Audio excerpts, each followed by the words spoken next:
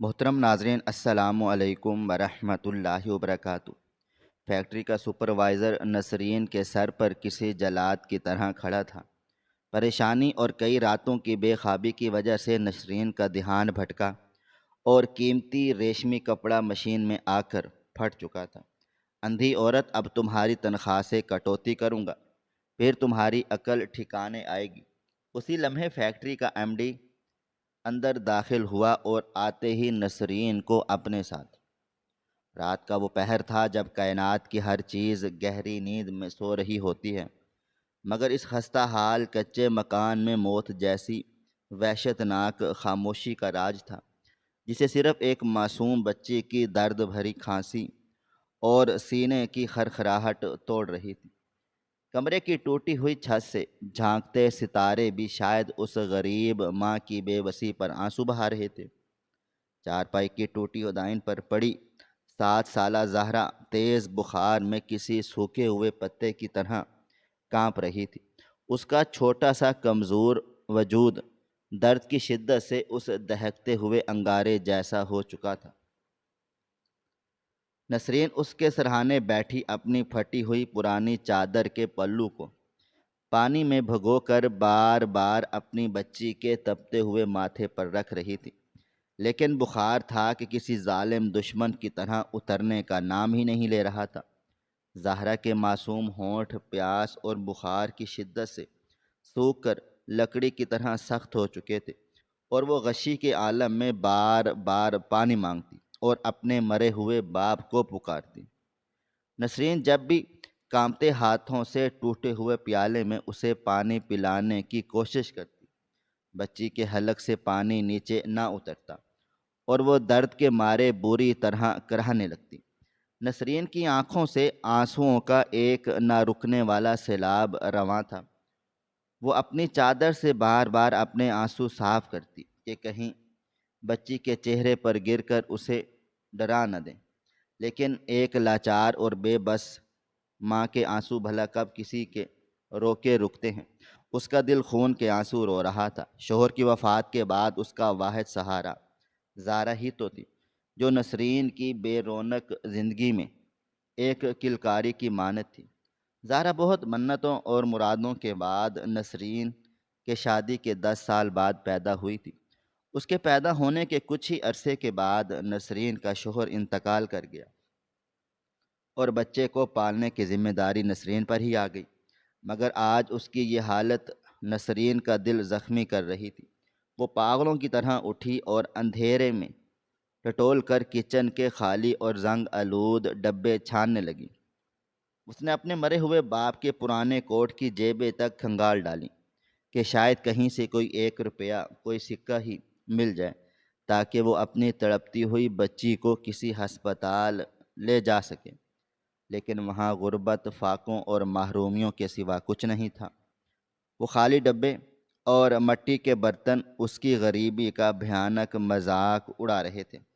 نسرین کی ممتا تڑپ کر رہ گئی۔ وہ وہیں کچی زمین پر گر پڑی اور آسمان کی طرف دیکھ کر سسکیوں اور آہوں کے درمیان خدا سے اپنی بچی کی زندگی کی بھیک مانگنے لگی۔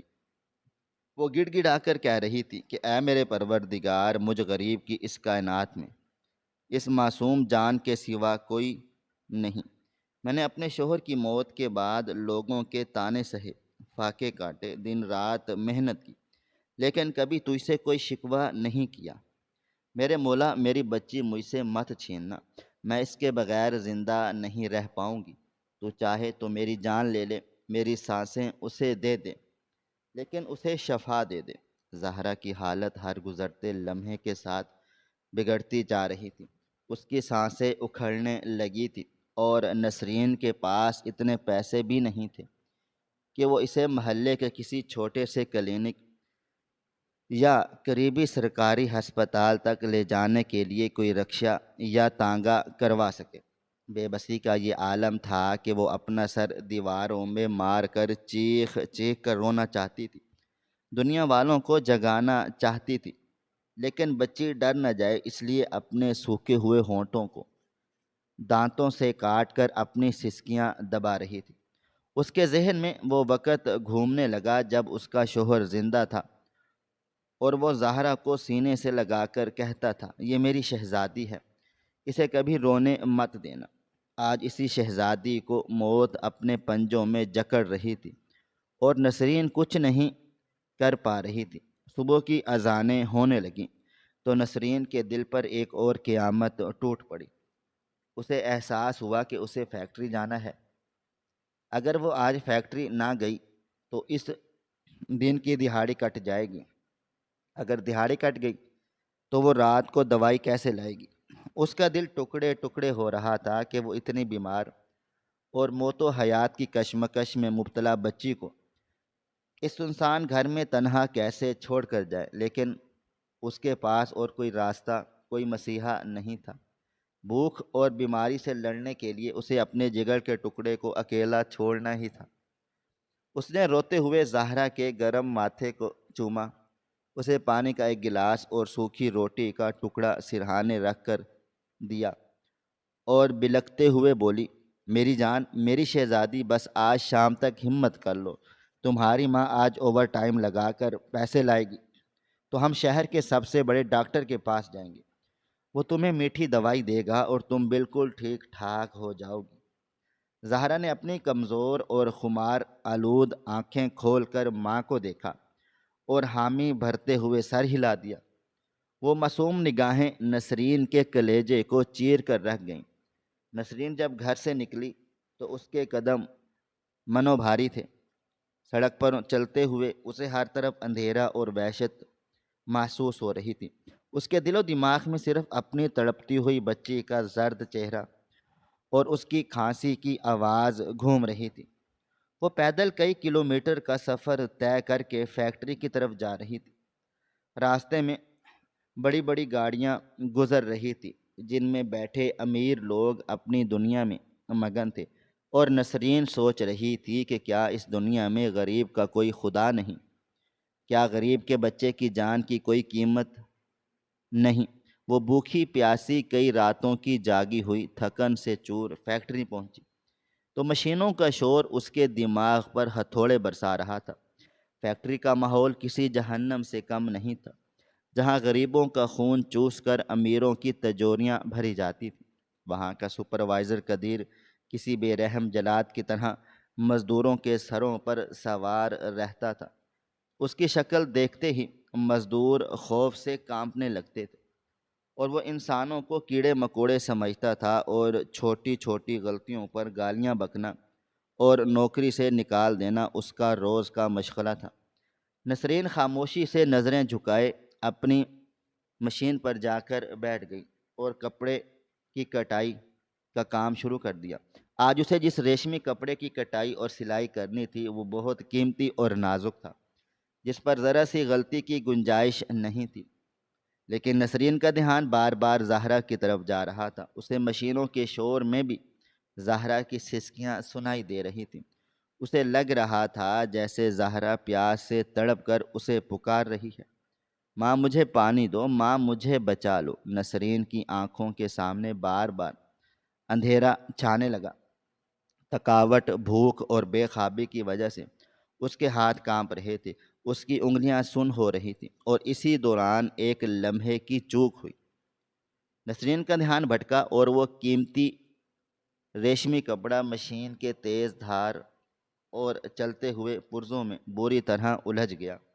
نسرین نے گھبرا کر حواس باختہ ہو کر مشین کو روکنا چاہا، لیکن تب تک بہت دیر ہو چکی تھی۔ کپڑے کا ایک بہت بڑا اور قیمتی حصہ بری طرح کٹ کر چیتھڑوں میں بدل چکا تھا۔ نسرین کے دل کی دھڑکن جیسے ایک لمحے کے لیے رک گئی۔ اس کی آنکھوں کے سامنے موت ناچنے لگی۔ اسے بخوبی معلوم تھا کہ اس غلطی کی اسے کیا لرزہ خیز سزا ملے گی۔ اس سے پہلے کہ وہ کانپتے ہوئے ہاتھوں سے اس پھٹے ہوئے کپڑے کو چھپانے کی کوشش کرتی، جلا صفت سپروائزر قدیر وہاں پہنچ گیا۔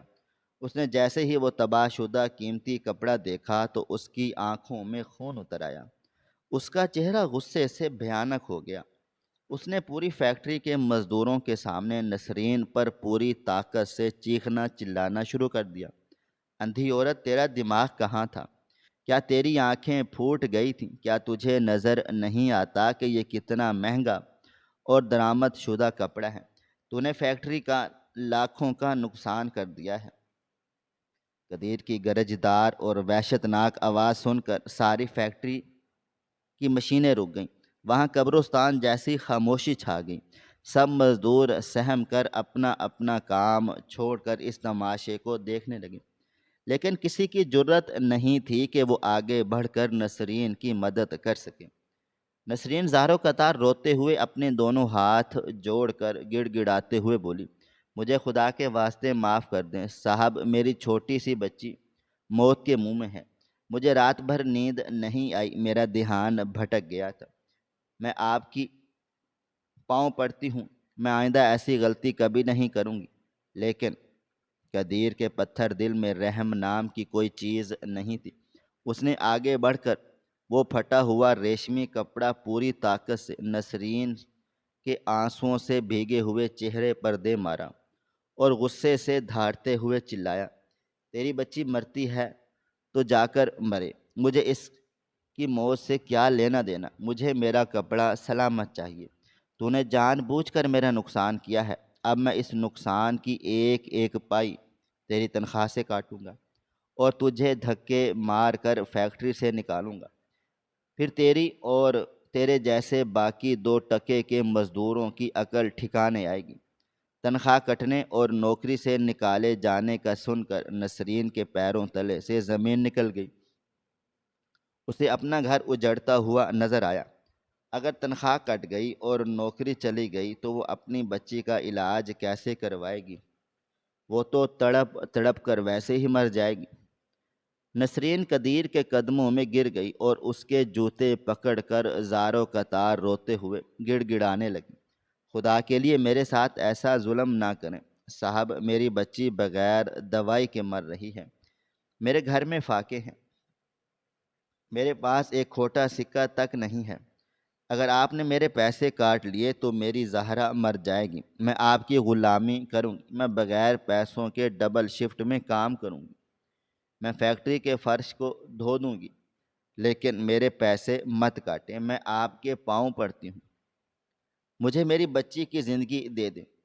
لیکن قدیر نے اسے زوردار دھکا دے کر زمین پر گرا دیا اور بے دردی سے ہنستے ہوئے حقارت سے بولا، دفع ہو جا یہاں سے، تم غریبوں اور بھکاریوں کا روز کا یہی ڈرامہ ہے، کبھی کون بیمار اور کبھی کون مر رہا ہے، تم جیسی جاہل اور غلیظ عورتوں کو تو کام پر رکھنا ہی فیکٹری کی سب سے بڑی غلطی ہے۔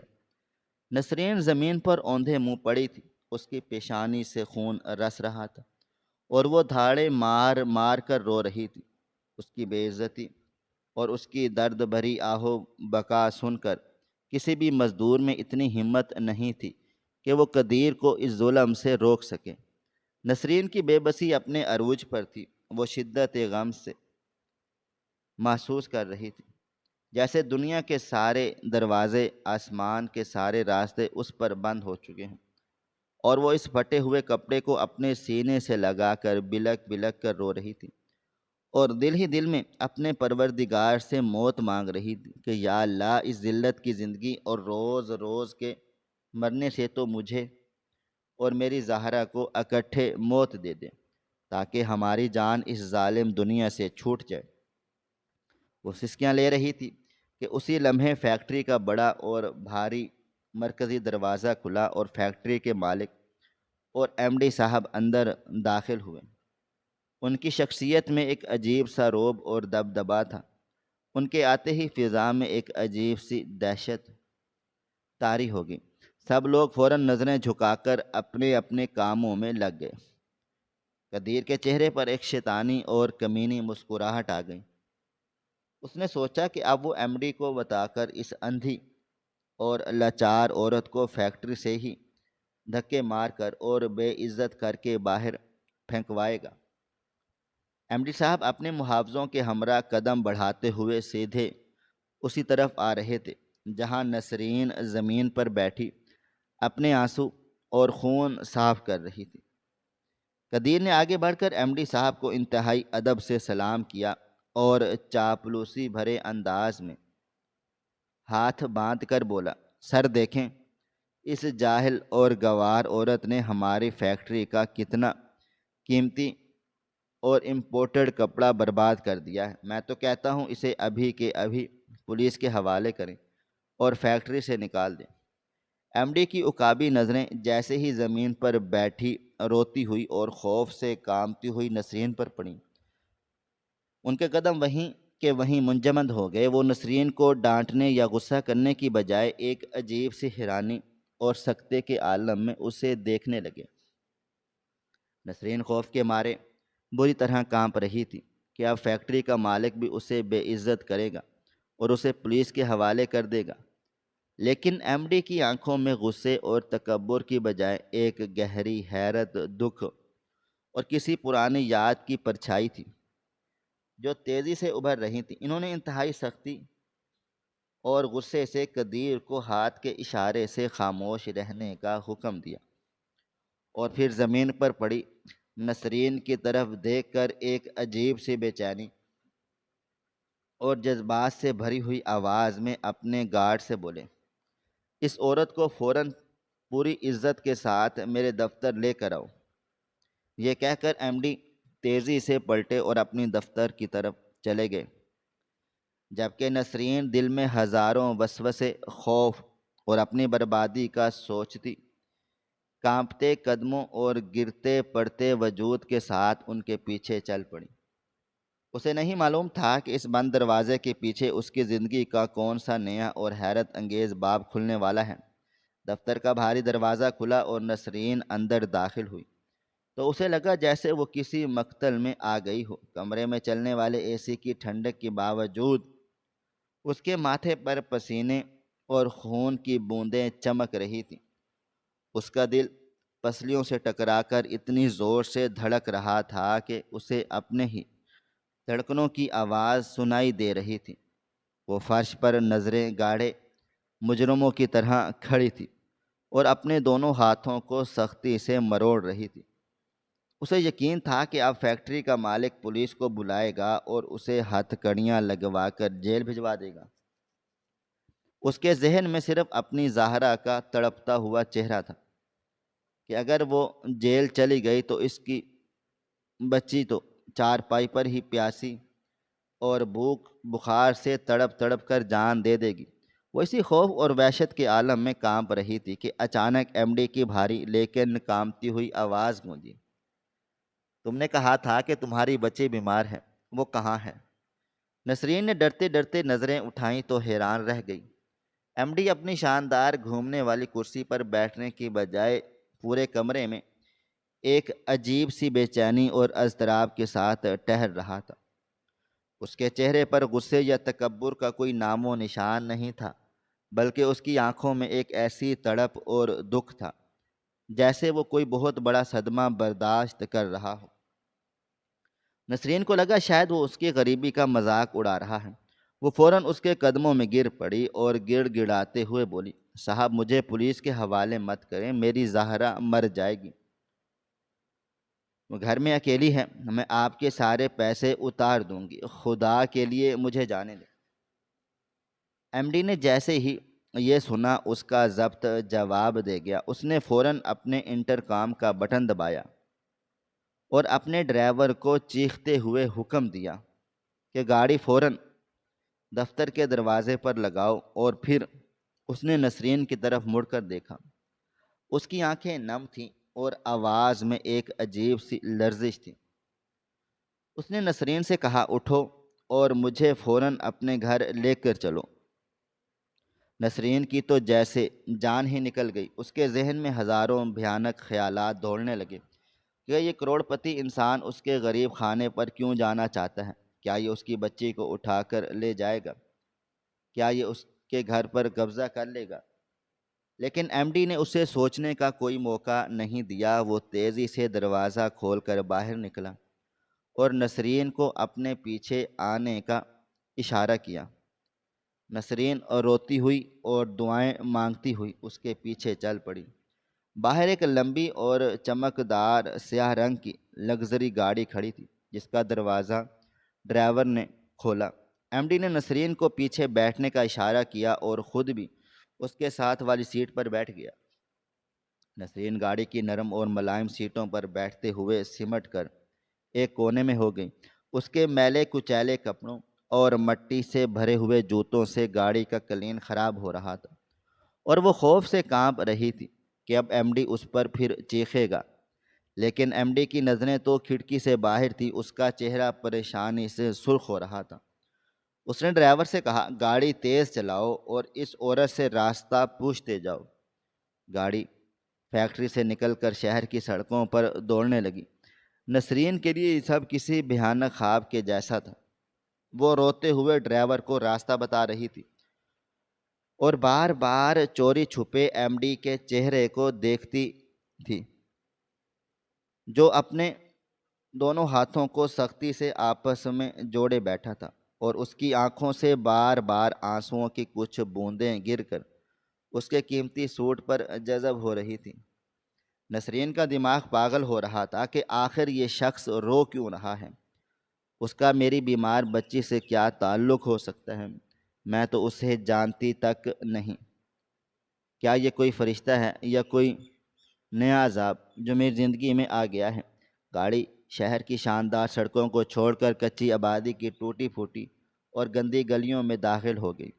کیچڑ اور گندگی سے بھری ان تنگ گلیوں میں اتنی بڑی اور مہنگی گاڑی کو دیکھ کر محلے کے سب لوگ حیرت سے اپنے گھروں سے باہر نکل آئے۔ بچے گاڑی کے پیچھے بھاگنے لگے اور عورتیں کھڑکیوں سے جھانکنے لگی۔ نسرین شرمندگی اور خوف سے اور بھی سمٹ گئی۔ گاڑی جھٹکے کھاتی ہوئی آخر کار نسرین کے اس کچے اور خستہ حال مکان کے سامنے جا کر رک گئی، جس کا لکڑی کا دروازہ آدھا ٹوٹا ہوا تھا۔ نسرین جلدی سے گاڑی سے اتری اور روتی ہوئی اپنے گھر کی طرف بھاگی۔ ایم ڈی بھی تیزی سے گاڑی سے نکلا۔ اس نے اپنے قیمتی کوٹ کی پرواہ کیے بغیر ان گندی اور تنگ گلیوں میں قدم رکھا اور نسرین کے پیچھے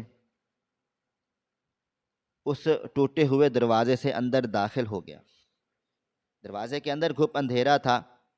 گھر کے اندر اور ایک عجیب سی سیلن کی بو تھی۔ صحن میں پڑے چند ٹوٹے ہوئے برتن اور بکھری ہوئی غربت چیخ چیخ کر اس گھر کی خستہ حالی کا نوحہ پڑ رہی تھی۔ ایم ڈی کی نظریں جیسے ہی کمرے کے اندر چارپائی پر پڑی، اس کے قدم وہیں جم گئے۔ زہرا بخار کی شدت سے بے ہوش پڑی تھی۔ اس کا رنگ پیلا پڑ چکا تھا اور اس کے ہونٹ پیاس سے پھٹ کر خون آلود ہو رہے تھے۔ وہ موت و حیات کی کشمکش میں آخری سانسیں لے رہی تھی۔ نسرین دھاڑے مار کر روتی ہوئی اپنی بچی سے لپٹ گئی اور چیخنے لگی، میری زہرا آنکھیں کھولو، دیکھو تمہاری ماں آ گئی ہے۔ لیکن زہرا کے جسم میں کوئی حرکت نہیں تھی۔ ایم ڈی کا دل جیسے کسی نے مٹھی میں دبا لیا ہو۔ وہ تیزی سے آگے بڑھا۔ اس نے اپنا قیمتی سوٹ اور کوٹ اتار کر وہیں کچی زمین پر پھینک دیا اور چارپائی کے پاس بیٹھ گیا۔ اس نے اپنے کانپتے ہوئے ہاتھوں سے زہرا کے تپتے ہوئے ماتھے کو چھوا تو اس کی آنکھوں سے آنسوؤں کی جھڑی لگ گئی۔ اس نے بنا کوئی لمحہ ضائع کیے اس غلیظ اور پسینے میں ڈوبی ہوئی بچی کو اپنے سینے سے لگا لیا اور اسے اپنی باہوں میں اٹھا لیا۔ نسرین یہ منظر دیکھ کر سکتے میں آ گئی۔ اسے اپنی آنکھوں پر یقین نہیں آ رہا تھا کہ وہ کروڑ پتی انسان جس کے سامنے سارا شہر سر جھکاتا ہے، وہ اس کی غریب اور بیمار بچی کو اپنے گلے سے لگائے کھڑا ہے اور اس کے آنسو زہرا کے چہرے پر گر رہے ہیں۔ ایم ڈی نے پلٹ کر نسرین کی طرف دیکھا اور بھاری آواز میں بولا، رو مت نسرین، میں اسے کچھ نہیں ہونے دوں گا، جلدی سے میرے پیچھے آؤ۔ وہ زہرا کو سینے سے لگائے تیزی سے گھر سے باہر نکلا اور گاڑی کی طرف بھاگا۔ محلے والے یہ سب دیکھ کر ہکے بکے رہ گئے کہ یہ کون شخص ہے جو نسرین کی بچی کو یوں پاگلوں کی طرح اٹھا کر لے کر جا رہا ہے۔ ایم ڈی نے زہرا کو گاڑی کی پچھلی سیٹ پر لٹا دیا اور خود اس کا سر اپنی گود میں رکھ کر بیٹھ گیا۔ نسرین بھی روتی ہوئی گاڑی میں بیٹھ گئی۔ ایم ڈی نے ڈرائیور کو چیختے ہوئے حکم دیا کہ گاڑی شہر کے سب سے بڑے اور مہنگے پرائیویٹ ہسپتال کی طرف اڑاؤ۔ اگر راستے میں کوئی سگنل آئے تو اسے توڑ دو، کوئی پرواہ نہیں مجھے، یہ بچی ہر حال میں زندہ چاہیے۔ گاڑی ایک طوفان کی طرح کچی آبادی سے نکل کر ہسپتال کی طرف دوڑنے لگی۔ راستے میں ایم ڈی بار بار زہرا کے منہ پر پانی کے چھینٹے مارتا اور اسے پکارتا کہ بیٹا آنکھیں کھولو، بیٹا ہمت کرو، کچھ نہیں ہوگا تمہیں۔ نسرین کی ہچکیاں بند گئی تھیں۔ وہ ایم ڈی کے اس پر اصرار اور دیوانہ وار رویے کو دیکھ کر خوف اور حیرت کے سمندر میں غوطے کھا رہی تھی۔ یہ شخص مجھ سے اتنی ہمدردی کیوں کر رہا ہے؟ یہ تو وہ مالک ہے جو ایک سوئی کے نقصان پر بھی مزدوروں کی جان نکال لیتا ہے۔ آج یہ میری بچی کے لیے کیوں رو رہا ہے؟ کیا یہ کوئی خواب ہے؟ ہسپتال کا شاندار دروازہ آیا تو گاڑی بریکوں کی چیختی ہوئی آواز کے ساتھ رکی۔ ایم ڈی نے زہرا کو اٹھایا اور ہسپتال کے شیشے کے دروازوں کو لات مار کر کھولتا ہوا اندر داخل ہو گیا۔ ایمرجنسی وارڈ میں جا کر اس نے ایک ایسی زوردار چیخ ماری کہ سارا عملہ گھبرا کر اس کی طرف دوڑا۔ اس نے وہاں کھڑے ایک ڈاکٹر کو کالر سے پکڑ لیا اور دھاڑتے ہوئے بولا، اس شہر کے سب سے بڑے چائلڈ اسپیشلسٹ کو بھی اسی وقت بلاؤ، میری بچی کی جان جا رہی ہے، اگر اسے کچھ ہو گیا تو میں یہ پورا ہسپتال جلا کر راکھ کر دوں گا۔ ڈاکٹر اور نرسیں اس وی آئی پی اور طاقتور شخص کو پہچانتے تھے۔ وہ سب کے سب فوراً حرکت میں آ گئے۔ زہرا کو فوراً ایک اسٹریچر پر لٹایا گیا تھا اور اسے آئی سی یو کی طرف دوڑایا گیا۔ ایم ڈی بھی اسٹریچر کے ساتھ ساتھ بھاگ رہا تھا اور بار بار ڈاکٹروں کو دھمکیاں دے رہا تھا کہ مجھے پیسوں کی کوئی پرواہ نہیں، دنیا کی جو بھی مہنگی ترین دوائی چاہیے منگواؤ، لیکن یہ بچی مجھے زندہ اور ہنستی کھیلتی ہوئی چاہیے۔ آئی سی یو کے دروازے پر نرسوں نے ایم ڈی کو روکنے کی کوشش کی، لیکن وہ انہیں دھکے دے کر اندر گھس گیا اور ڈاکٹروں کے سر پر جا کر کھڑا ہو گیا۔ وہ کسی کو سکون سے کام کرنے نہیں دے رہا تھا۔ اس کی آنکھوں میں وحشت تھی۔ وہ ڈاکٹر کی ہر حرکت کو غور سے دیکھ رہا تھا اور بار بار پوچھ رہا تھا کہ اس کی نبض کیسی ہے، بخار کیوں نہیں اتر رہا، کیا اس کی جان بچ جائے گی؟ ڈاکٹر پسینے میں شرابور تھے۔ وہ جانتے تھے اگر اس بچی کو کچھ ہو گیا تو یہ شخص ان کا کیریئر تباہ کر دے گا۔ نسرین آئی سی یو کے شیشے والے دروازے کے باہر کھڑی زاروں قطار رو رہی تھی اور اندر کا یہ سارا منظر دیکھ رہی تھی۔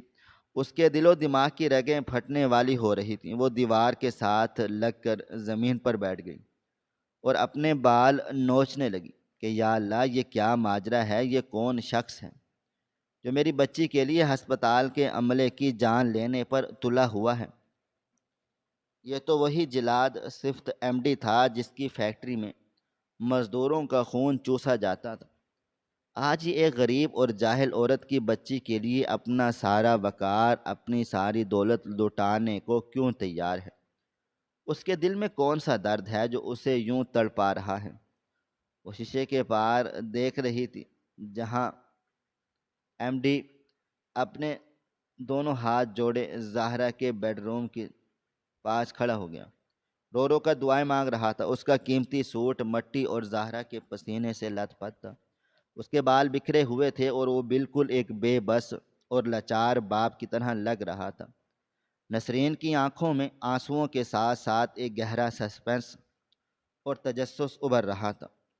وہ جاننا چاہتی تھی کہ اس سب کے پیچھے کیا راز ہے۔ آخر وہ کون سی اندیکھی زنجیر ہے جس نے اس کروڑ پتی انسان کو مجھ جیسے کوڑیوں کی محتاج عورت کے قدموں میں لا کر بٹھا دیا ہے؟ ہسپتال کی وہ رات نسرین کے لیے ایک صدی جیسی لمبی ہو گئی۔ مشینوں کی آوازیں اور ایم ڈی کی بے قراری اس کے دل کی دھڑکنوں کو تیز کر رہی تھی اور وہ بس اسی انتظار میں تھی کہ زہرا کی آنکھ کھلے اور وہ اس اجنبی مسیحا سے پوچھے کہ آخر تم کون ہو اور میرے ساتھ اتنی ہمدردی کیوں کر رہے ہو؟ کیا یہ کوئی قرض ہے یا کوئی پرانا حساب جو تم چکانے کے لیے آئے ہو؟ لیکن ابھی یہ راز ایک گہری دھند میں چھپا ہوا تھا اور نسرین کی الجھن اور حیرت ہر گزرتے لمحے کے ساتھ بڑھتی جا رہی تھی۔ اس کی نظریں صرف آئی سی یو کے اس بیڈ پر ٹکی تھیں جہاں اس کی کائنات سانسوں کی جنگ لڑ رہی تھی، اور اس جنگ میں اس کا سب سے بڑا پہرے دار وہ شخص تھا جس سے وہ چند گھنٹے پہلے تک اپنی جان بچانے کی بھیک مانگ رہی تھی۔ یہ کیسا کھیل تھا، قدرت کا یہ کیسا معجزہ تھا جو نسرین کی سمجھ سے بالکل باہر تھا۔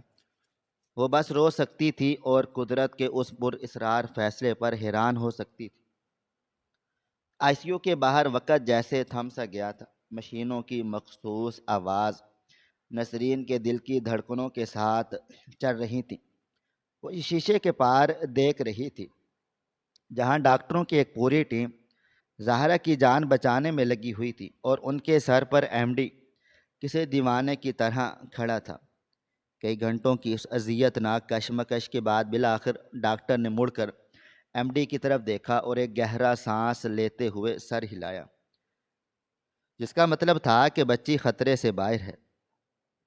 یہ اشارہ دیکھتے ہی ایم ڈی کی ٹانگوں سے جیسے جان نکل گئی، اور وہ وہیں زمین پر بیٹھ گیا، اور اس نے اپنے دونوں ہاتھوں سے اپنا چہرہ چھپا کر پھوٹ پھوٹ کر رونا شروع کر دیا۔ نسرین جو باہر کھڑی یہ سب دیکھ رہی تھی، اس کے ضبط کا بندھن بھی ٹوٹ گیا۔ وہ وہیں ہسپتال کے ٹھنڈے فرش پر سجدے میں گر گئی اور اپنے رب کا شکر ادا کرنے لگی جس نے اس کی کائنات کو اجڑنے سے بچا لیا تھا۔ تھوڑی دیر کے بعد M D I C U سے باہر نکلا۔ اس کا چہرہ آنسوؤں سے بھیگا ہوا تھا۔ اس کے قیمتی سوٹ کی حالت انتہائی خستہ تھی۔ اس نے نسرین کے پاس آ کر انتہائی نرمی اور عقیدت سے کہا، تمہاری زہرا اب بالکل ٹھیک ہے، وہ سو رہی ہے، تم جا کر اس کے پاس بیٹھو، ہسپتال کا سارا خرچہ ادا ہو چکا ہے، اور جب تک وہ مکمل صحت یاب نہیں ہو جاتی اسے یہاں سے کہیں جانے کی ضرورت نہیں۔ نسرین نے روتے ہوئے اپنے ہاتھ جوڑ کر ایم ڈی کی طرف دیکھا اور کانپتی ہوئی آواز میں پوچھا، صاحب آپ کون ہیں، اور آپ مجھ غریب پر اتنا بڑا احسان کیوں کر رہے ہیں؟ میں تو آپ کی جوتیاں صاف کرنے کے لائق بھی نہیں۔ ایم ڈی نے اس کی بات سن کر ایک گہری اور درد بھری مسکراہٹ کے ساتھ اسے دیکھا اور کہا، اس سوال کا جواب میں تمہیں فیکٹری میں دوں گا۔ جب زہرا ٹھیک ہو جائے گی تو تم مجھ سے ملنے دفتر آنا۔ یہ کہہ کر وہ تیزی سے ہسپتال کے کوریڈور سے غائب ہو گیا۔ نسرین کئی دن تک ہسپتال کے اس شاندار اور پرتعیش کمرے میں زہرا کے ساتھ رہی جہاں نرسیں اور ڈاکٹر ان کا ایسے خیال رکھ رہے تھے جیسے وہ کسی بادشاہ کے مہمان ہوں۔ زہرا کے چہرے پر دوبارہ رونق لوٹ آئی تھی، وہ اب ہنسنے کھیلنے لگی تھی، لیکن نسرین کا ذہن ایک لمحے کے لیے بھی اس پر اسرار ایم ڈی کے خیال سے آزاد نہیں ہو سکا تھا۔ وہ دن رات یہی سوچتی رہتی کہ آخر وہ کون سا راز ہے جو اس کروڑ پتی انسان کو مجھ جیسی فقیرنی کے سامنے جھکنے پر مجبور کر رہا ہے۔ بالآخر وہ دن آ گیا جب زہرا کو ہسپتال سے ڈسچارج کیا گیا۔ ایم ڈی کی بھیجی ہوئی گاڑی انہیں لینے آئی اور انہیں ان کے کچے مکان کی بجائے فیکٹری کے قریب واقع ایک شاندار اور ہوادار کوارٹر میں لے گئی جو ایم ڈی نے خاص طور پر ان کے لیے تیار کروایا تھا۔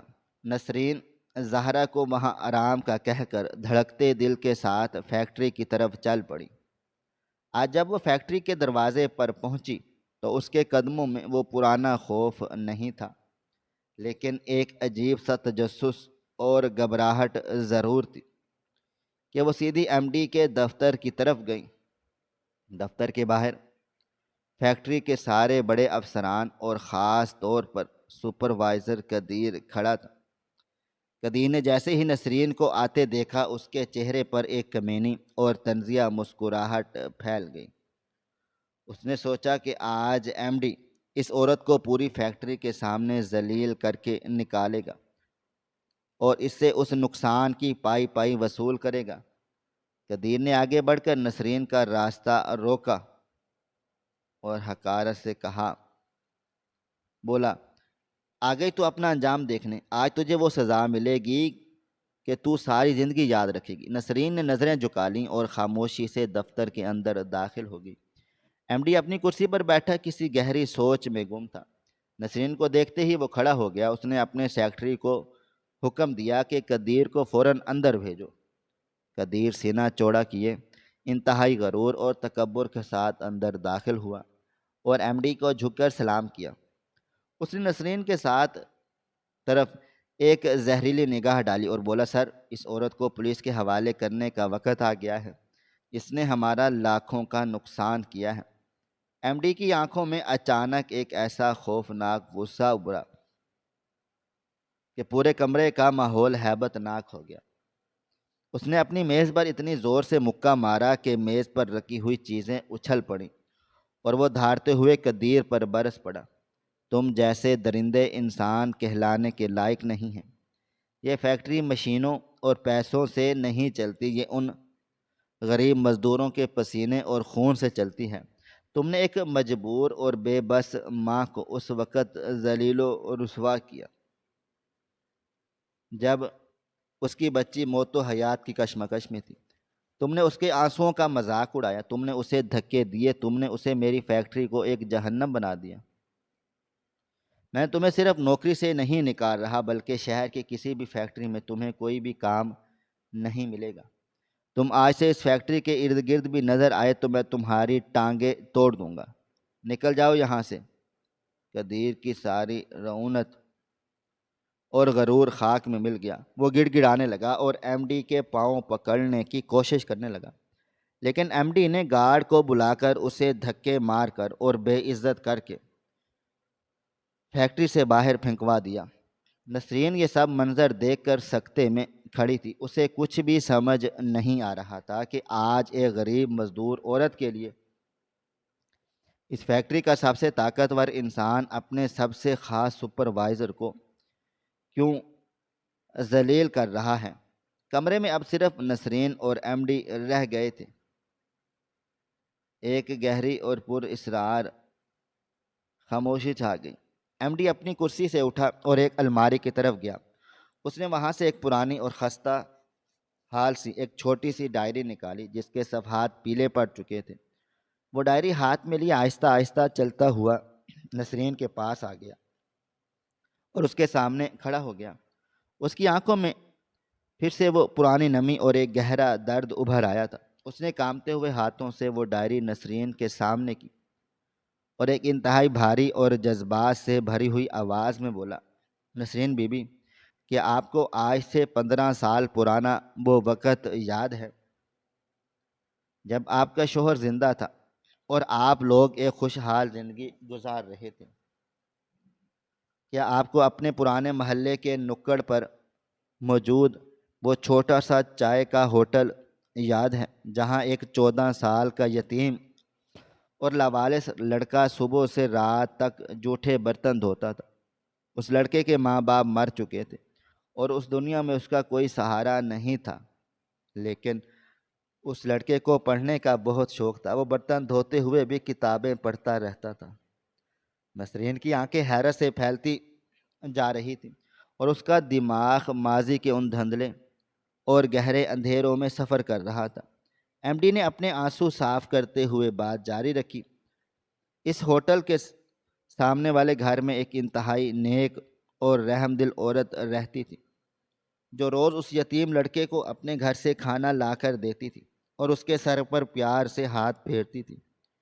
اس لڑکے نے میٹرک میں پورے بورڈ میں ٹاپ کیا تھا اور اسے ایک بہت بڑے انجینئرنگ کالج میں داخلہ مل گیا تھا، لیکن اس کے پاس فیس دینے کے لیے ایک ڈھیلا نہیں تھا۔ وہ ہوٹل کے کونے میں بیٹھ کر رات بھر روتا رہتا تھا کہ اس کی غربت اس کے خوابوں کو کھا جائے گی۔ تب اس نیک دل عورت نے اپنے شوہر سے چھپ کر اپنی شادی کی وہ سونے کی چوڑیاں جو اسے سب سے زیادہ عزیز تھیں بیچی تھیں اور اس یتیم لڑکے کے پورے سال کی فیسیں جمع کروائی تھیں۔ اس نے اس لڑکے کو ایک بند لفافے میں وہ فیس کی رسید اور کچھ پیسے دیے تھے اور کہا تھا، جا بیٹا، اب تجھے جھوٹے برتن دھونے کی ضرورت نہیں، تو جا کر اپنا مستقبل بنا۔ نسرین کے جسم میں ایک لرزہ سا طاری ہو گیا۔ اس کی آنکھوں کے سامنے وہ 15 سال پرانا منظر کسی فلم کی طرح چلنے لگا۔ وہ روتے ہوئے اور ہانپتے ہوئے پیچھے ہٹی اور ایم ڈی کے چہرے کو غور سے دیکھنے لگی۔ ایم ڈی کے آنسو اب بے تحاشا بہہ رہے تھے۔ وہ ڈائری کو اپنے سینے سے لگا کر نسرین کے قدموں میں زمین پر بیٹھ گیا اور بچوں کی طرح بلک بلک کر رونے لگا۔ بولا، نسرین بی بی، میں وہی یتیم اور لاوارث لڑکا علی ہوں جس کے مقدر کو آپ کی ان سونے کی چوڑیوں نے بدل دیا تھا۔ اگر آپ اس دن میرے سر پر ہاتھ نہ رکھتیں تو میں آج بھی کسی ہوٹل پر جھوٹے برتن دھو رہا ہوتا۔ میں نے انجینئرنگ کی، میں نے دن رات محنت کی، خدا نے مجھے اتنے نواز دیا کہ میں نے اپنی فیکٹری بنا دی۔ میں پچھلے 10 سالوں سے آپ کو پاگلوں کی طرح پورے شہر میں ڈھونڈ رہا تھا، لیکن آپ کے شوہر کی موت کے بعد آپ وہ محلہ چھوڑ چکی تھی۔ وقت اور حالات کی سختیوں نے آپ کا چہرہ اتنا بدل دیا کہ میں آپ کو اس دن فیکٹری میں فوراً سے پہچان نہ سکا۔ لیکن جب قدیر آپ پر چیخ رہا تھا اور آپ رو رہی تھی تو آپ کی آواز اور آپ کے ماتھے کا وہ پرانا تل مجھے پہچاننے پر مجبور کر گیا۔ میں نے آپ کو اس حال میں دیکھا تو میرا دل چاہا میں خود کو گولی مار لوں۔ جس عظیم عورت نے مجھے اس مقام تک پہنچایا وہ آج میری ہی فیکٹری میں ذلیل و رسوا ہو رہی تھی۔ نسرین بی بی، آج یہ فیکٹری میری نہیں، یہ آپ کی ان سونے کی چوڑیوں کی بدولت کھڑی ہے۔ آج سے آپ اس فیکٹری کی مالکن ہیں۔ نسرین پر جیسے حیرتوں اور صدموں کے پہاڑ ٹوٹ پڑے تھے۔ وہ دھاڑے مار مار کر رونے لگیں اور اس نے جھک کر علی کو اپنے گلے سے لگا لیا، اور وہ دونوں ماں بیٹے کی طرح شاندار دفتر کے فرش پر بیٹھے رو رہے تھے اور ماضی کے ان زخموں کو اپنے آنسوؤں سے دھو رہے تھے۔ نسرین کو یقین نہیں آ رہا تھا کہ اس کی گئی ایک چھوٹی سی نیکی آج 15 سالوں بعد اتنے بڑے معجزے کی شکل میں اس کے سامنے آ کر کھڑی ہو جائے گی اور اس کی بچی کی زندگی کو جہنم سے نکال کر جنت بنا دے گی۔ اس دن کے بعد فیکٹری کا پورا ماحول اور نظام ہی بدل گیا۔ نسرین اب اس فیکٹری میں کوئی عام اور لاچار مزدور نہیں تھی، بلکہ علی نے اسے پورے وقار اور عزت کے ساتھ مزدوروں کے فلاحی کاموں میں اور ان کے حقوق کی نگران بنا دیا تھا۔ نسرین چونکہ خود ان حالات اور دکھوں سے گزری تھی، اس لیے وہ ہر مزدور کا دکھ درد سمجھتی تھی۔ اس نے فیکٹری میں مزدوروں کے بچوں کے لیے ایک چھوٹا سا ہسپتال اور سکول بنوا دیا تاکہ کوئی بھی دوسری نسرین اپنی زہرا کے علاج کے لیے کسی ظالم کے قدموں میں گر کر بھیک نہ مانگے۔ زہرا اب شہر کے سب سے بہترین اور مہنگے سکولوں میں پڑھتی تھی اور علی اسے بالکل اپنی سگی چھوٹی بہن کی طرح پیار کرتا تھا۔ فیکٹری کے مزدور اب خوف اور دباؤ کے تحت کام نہیں کرتے تھے، بلکہ وہ نسرین اور علی کی اس شفقت اور محبت کو دیکھ کر فیکٹری کو اپنا گھر سمجھ کر دن رات محنت کرتے تھے، جس سے فیکٹری کا منافع اور پیداوار دن دگنی اور رات چگنی ترقی کرنے لگ گئی تھی۔ قدیر جیسے ظالم اور متکبر انسان کو اس کے غرور نے تباہ کر دیا اور وہ سڑکوں پر دھکے کھا رہا تھا۔ قدرت کا یہ ایک اٹل اور سچا قانون ہے کہ انسان کی گئی کوئی بھی نیکی اور کوئی بھی خلوص کبھی رائے گاہ نہیں جاتا۔ وہ نیکی کہیں نہ کہیں کسی نہ کسی شکل میں اور کسی نہ کسی موڑ پر واپس ضرور پلٹتی ہے۔ جب وہ لوٹ کر آتی ہے تو انسان کی سوچ اور اس کے گمان سے بڑھ کر اسے حوصلہ دیتی ہے۔ ظلم اور غرور کا انجام ہمیشہ ذلت اور رسوائی ہوتا ہے، جبکہ احسان، رحم اور شکر گزاری انسان کو اس دنیا اور آخرت دونوں میں بلندیوں اور کامیابیوں کے ایسے راستوں پر لے کر جاتی ہیں جہاں تک انسانوں کی عقل بھی نہیں پہنچ سکتی۔ نسرین کی وہ چھوٹی سی قربانی جو اس نے ایک یتیم بچے کے آنسو پہنچنے کے لیے دی تھی، آج ایک اتنے بڑے اور گھنے درخت کی شکل اختیار کر چکی تھی، جس کے سائے میں اب سینکڑوں غریب اور لاچار لوگ سکون کی سانسیں لے رہے تھے۔ اور یہی انسانیت کی سب سے بڑی معراج اور قدرت کا سب سے خوبصورت اور سچا انصاف ہے۔ جو ہر ایک انسان کو یہ سبق دیتا ہے کہ بھلائی کا بیج بونے والا کبھی نقصان میں نہیں رہتا، اور خدا کی لاٹھی جب ظلم کے خلاف حرکت میں آتی ہے تو بڑے بڑے فرعونوں اور جابروں کے غرور کو مٹی میں ملا کر رکھ دیتی ہے۔ آج وہ کچا مکان اور وہ بھوک کے دن ایک بھولا ہوا خواب بن چکے تھے، اور نسرین کی زندگی روشنی اور سکون سے بھر چکی تھی۔ ناظرین، آپ کو ہماری آج کی کہانی کیسی لگی؟ کومنٹ باکس میں اپنی رائے کا اظہار ضرور کریں۔ خواہش صرف اتنی ہے کہ کچھ الفاظ لکھوں جس سے کوئی گمراہی کے راستے پہ جاتے جاتے رک جائے، اور نہ بھی رکے تو سوچ میں ضرور پڑ جائے۔ دوستو، امید کرتا ہوں کہ آپ کو یہ ہماری کہانی پسند آئی ہوگی۔ کہانی پسند آئی ہو تو ویڈیو کو لائک کریں، کومنٹس کریں، شیئر کرنا بالکل بھی نہ بھولیں۔ اور ہاں، اگر آپ لوگ ہمارے اس چینل پر نئے ہیں تو ہمارے چینل حریرہ انفو کو سبسکرائب ضرور کر لیں اور نوٹیفیکیشن کو ضرور دبائیں تاکہ آنے والی کہانی سب سے پہلے آپ کو مل سکے۔ ملتے ہیں کل ایک نئی اور دلچسپ کہانی کے ساتھ، تب تک اپنا ڈھیر سارا خیال رکھیے گا۔ اللہ حافظ۔